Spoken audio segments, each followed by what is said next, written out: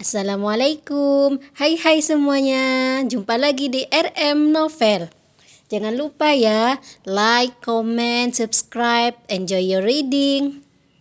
Son of My Life, SPP, Season 3, Chapter 76, Nasi Goreng, Pengundang Sedih. Pernyataan Naura semalam cukup membuat Hasan terusik. Berjuang ia supaya bisa berkonsentrasi pada materi pembelajaran yang sedang disampaikan. Materi itu sendiri cukuplah berat. Sebuah materi mengenai sistem audit informasi akuntansi. Berdiri di depan layar monitor dengan pen digital di tangan, Hasan berupaya menerangkan secara terperinci. Audit sistem informasi itu sendiri merupakan gabungan dari berbagai macam ilmu, seperti ilmu audit konvensional, ilmu komputer atau digitalisasi, juga behavior science. Sedangkan standar yang digunakan dalam mengaudit yakni standar yang diterbitkan oleh ISAKA, IS Auditing Guidance, dan IS Auditing Procedure. Demikian penjelasan itu diberikan. Kendati mendetail, Hasan batasi waktu pembahasan. Ia lebih mengedepankan penyelesaian studi kasus. Dengan memberikan studi kasus, ia bagi para peserta mahasiswa dalam beberapa tim. Dirancang layaknya mini office. Ia bertindak sebagai pengawas sekaligus pembimbing. Di saat keseriusan serta konsentrasi di ruang pembelajaran tercipta, tiba-tiba ponsel Hasan berdering. Sungguh, ia terlupa untuk meninggalkan ponsel dalam posisi senyap. Merasa bersalah, cepat-cepat Hasan rogoh ponsel dari saku dalam jas. Nomor telepon duduk, gumamnya tertuju pada pesantren. Bimbang antara menghubungi balik atau membiarkan saja. Sesaat Hasan berdiri mematung. Nampak tengah mempertimbangkan, namun pada akhirnya laki-laki itu memilih mengabaikan. Biarlah nanti saat ia berada di rumah. Ia bisukan ponsel supaya tak ada lagi gangguan yang didapat. Di seberang sana, geram nada mendapati panggilannya tak dijawab. Ia sudah bersusah payah mengantri, juga telah membayar biaya sambungan sebesar 5.000. Dedi ini, umpatnya kesal. Lupa jikalau itu adalah jam kerja bagi Hasan, tepatnya jam mengajar. Di pesantren sendiri, pada hari Jumat merupakan hari bebas nasional. Tidak ada kegiatan sama sekali terkecuali sholat berjemaah serta sholat Jumat pastinya. Supaya hari bebas itu tetaplah bermanfaat, ada beberapa kegiatan ekstrakurikuler pondok. Namun itu tidaklah diwajibkan. Kendati tidak wajib, tak sedikit santri yang mengambil kegiatan ekstrakurikuler tersebut. Nada sendiri memilih mengikuti kelas kaligrafi. Dan kini, sebelum mengikuti kelas kaligrafi yang dimaksud, lebih dulu ia sempatkan pergi ke Jastel, jasa telekomunikasi pesantren. Sayang, ternyata tak sesuai dengan prediksi. Dengan muka kesal, tergambar, keluarlah ia. Nada, kenapa? Tegur seorang teman baru dari asrama bahasa Spanyol. Namanya Amalia. Ia bisa dibilang lebih senior dari Nada, berada di jenjang sekolah menengah pertama, kelas 1. Sedangkan Nada masihlah di sekolah dasar. Dengan penyetaraan, si kembar masuk pada kelas 5, walau usia mereka terbilang kurang. Bagi Hasan itu tidak masalah, meski nanti sekolah lanjutan mereka tidak naik kelas karena faktor usia. Itu panggilanku gak diangkat sama papa, ungkap Nada. Mungkin ayahmu lagi kerja, sekarang kan masih Jumat, serunya membesarkan hati Nada. Ya, barulah Nada teringat berkat teguran tersebut. Mendadak muka masam Nada berubah. Senyum tipis terlukis, mengembalikan kecantikannya yang tadi disapu awan kelabu. Ia lupa, Dedi pasti lagi di kampus, ujarnya. Di kampus? Apa profesi ayahmu? Timpal Amalia lagi, mengajukan tanya. Sembari berjalan meninggalkan lobi ruang Jastel, Nada menjawab rasa penasaran Amalia, teman barunya. Hari Jumat dan Sabtu ayahku jadi dosen. Selain itu, ia bekerja di kantor milik Grandpa, ucapnya. Wah, bukan orang biasa ya, ujarnya memuji, membuat Nada tersipu. Kalau ayahmu, sambung Nada, mendadak ingin tahu. Ayahku seorang pegawai, sahut Amalia menjawab. Pegawai? Profesi apakah itu? Lanjut Naura mengajukan tanya. Tak terasa, obrolan mereka telah membawa keduanya mencapai ruang kelas untuk kursus kaligrafi. Sambil melempar senyum, sebelum melangkah masuk, Amalia menjelaskan. Itu orang yang bekerja di pemerintahan, bekerja pada negara, ucapnya. Oh, I get it, seru Nada, menganggukkan kepala. Berikutnya, dua anak itu bergegas masuk, bergabung dengan mereka yang memiliki hobi sama, suka menggambar. Sore nanti balik lagi ke Jastel, ucap Nada sambil membuka kotak pen. Tak seberapa lama, seorang ustadz yang mumpuni dalam kaligrafi juga telah memiliki nama memasuki kelas. Setelah mengeluk salam, tanpa basa-basi lagi pembelajaran dimulai. Semua santri di ruangan itu serempak membuka buku gambar mereka, sebuah buku khusus untuk kaligrafi. Nada juga sudah memiliki, ia membelinya di swalayan pesantren. Karena itu merupakan kelas pemula, untuk kaligrafi yang diajarkan tentulah kaligrafi sederhana, memperkenalkan huruf, kemudian berkembang pada kata. Kendati Nada terbilang paling baru, anak itu cepat menyerap ilmu yang diberikan. Di kamar saat senggang, ia juga sering mengasah diri, belajar menulis namanya memakai kaligrafi. Sementara yang lain, yang sekelas telah bisa menulis bacaan yang cukup panjang, walau masih mengenal satu gaya kaligrafi, khat nas. Nada, katanya sore ini di aula film yang mau diputar itu bagus, bisik Amalia, mendapat contekan dari teman yang lain. Sungguh? Sahut Nada.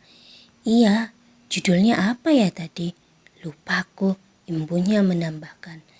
Gak boleh ketinggalan ini, ujar Nada, bertambah semangat. Rencananya untuk menghubungi sang ayah bisa saja terlupakan. Ya, setiap sore di hari Jumat akan diputar film sebagai hiburan bagi santri.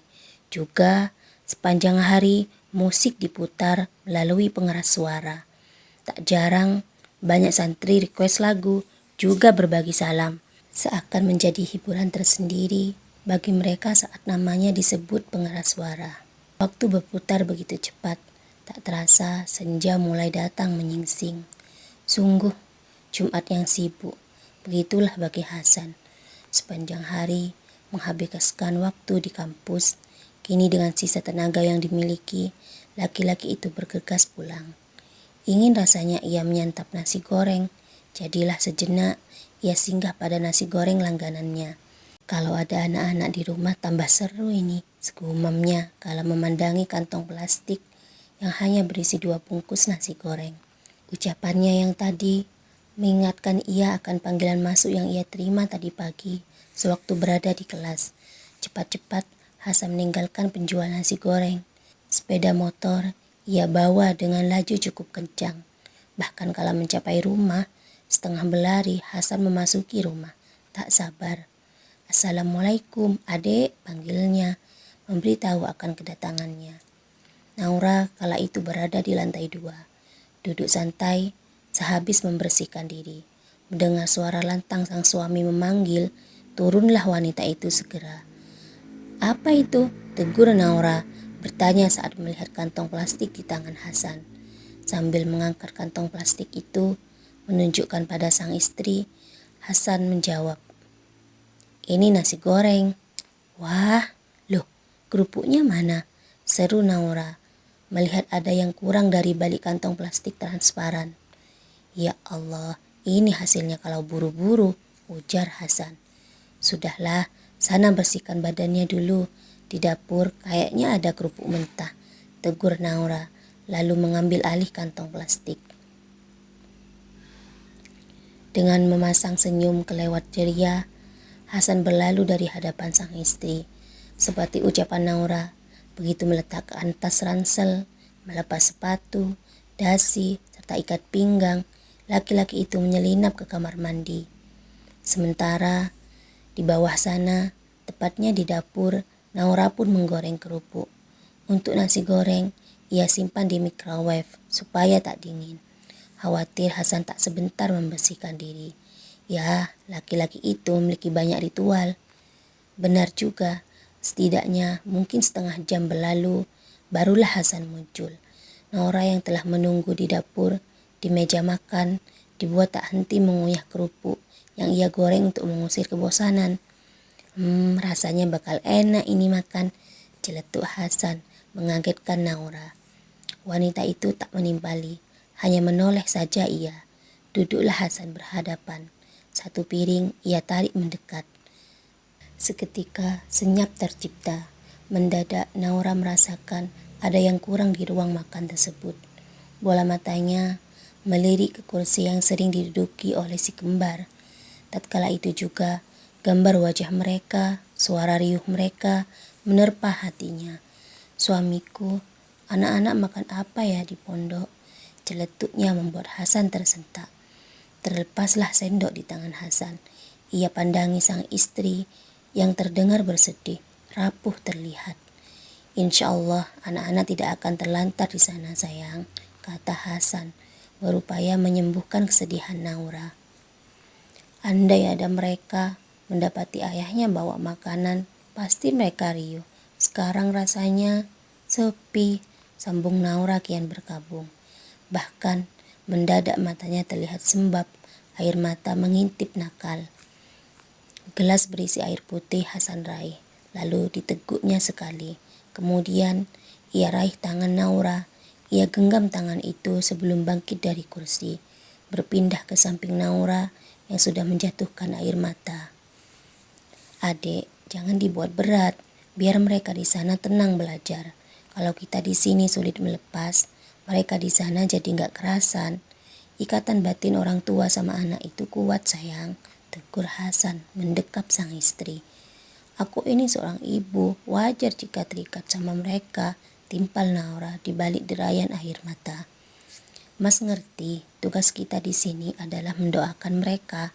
Semoga Tuhan meridhoi ikhtiar kita sebagai orang tua, imbuh Hasan. Sirna sudah angan-angannya menyantap nasi goreng dengan nyaman. Kalau sudah begini, seenak apapun makanan semua bakal terasa hambar. Alih-alih mengakhiri drama sedih sang istri, dengan sengaja Hasan tarik piring miliknya. Lalu mengambil inisiatif, ia hantar suapan ke mulut Naura yang masihlah rapat. Naura menggeleng lemah, menolak makan. Tidak ingin berlarut-larut, apalagi jika sampai berpengaruh buruk bagi kesehatan. Hasan usap bekas air mata di pipi Naura. Kemudian, dua tangannya menangkup wajah wanita itu. Ia pandangi sang istri, juga memaksa Naura menatapnya. Sedihnya adik, juga sedihnya emas. Sedihnya anak-anak, juga sedihnya emas. Tolong jangan buat Mas terbebani, ucapnya dengan suara rendah. Mulut Naura rapat mengatup, hanya pandangannya bergerak turun. Tidak lagi beradu pandang. Tepat saat itu, kepala Hasan bergerak ke depan. Lalu, sebuah kecupan mendarat di pipi Naura, mengusap bekas air mata yang belumlah kering. Mas suapin ya, ucap Hasan setelahnya. Naura masihlah tak bersuara. Hanya anggukan yang ia berikan. Akhirnya, dalam suasana hening yang tercipta, Hasan pun menyuapi sang istri. Hingga berpindah dari dapur, Hasan perlakukan Naura penuh perhatian. Ia terus ajak sang istri mengobrol dengan tema random. Asal Naura tak terdiam saja. Tiba-tiba teringat Hasan akan niatnya yang ingin membuat panggilan balik. Oh iya dek, Mas lupa. Tadi pagi kayaknya ada panggilan masuk dari pondok. Mungkin itu Zadid atau mungkin ada, seru Hasan. Benarkah? Sahut Naura cukup terkejut. Gumam Hasan menegaskan. Bangkitlah Hasan dari sofa. Ia ambil ponsel yang tergeletak di laci meja, menjatuhkan diri di samping sang istri. Ia hubungi nomor kontak yang tadi pagi menghubungi dirinya. Panggilan segera diangkat oleh petugas Jastel. Sumringahnya wajah Hasan kala berbicara pada petugas. Meminta diberi waktu untuk berbicara dengan si kembar. Sayang, permintaan itu ditolak. Bukannya kenapa, itu karena batas waktu melakukan panggilan telah berakhir. Gimana? Tegur Naura, manakala panggilan malah Hasan akhiri. Telat dek, katanya bisa menghubungi lagi besok pagi atau nanti malam, jam 9 ke atas, ungkap Hasan dengan suara masam. Kita coba nanti malam, kata Naura menimpali. Belum juga mulut Hasan menanggapi, tiba-tiba Naura teringat hal lain. Seketika itu ia bersuara, "Ya Allah suamiku, bentar lagi ultahnya mereka," ujar Naura terkaget. Begitu halnya Hasan, sungguh ia terkaget mendengarnya. Tentu laki-laki itu tidak ingin kehilangan momen pertamanya, memperingati hari kelahiran si kembar, mengucapkan kata selamat ulang tahun. Sungguh ucapnya menuntut ketegasan. Iya, kejutan apa ini buat mereka? Sahut Naura menegaskan. Sejenak Hasan terdiam. Batang otaknya tengah mencari sebuah ide. Beberapa menit berikutnya, senyum mekar di wajah laki-laki itu. Dengan berbisik, ia membocorkan agenda yang telah tertancap di kepala. Besok pagi, mari kita buat panggilan, mencari contekan buat hadiah ultah mereka, seru Hasan bersemangat.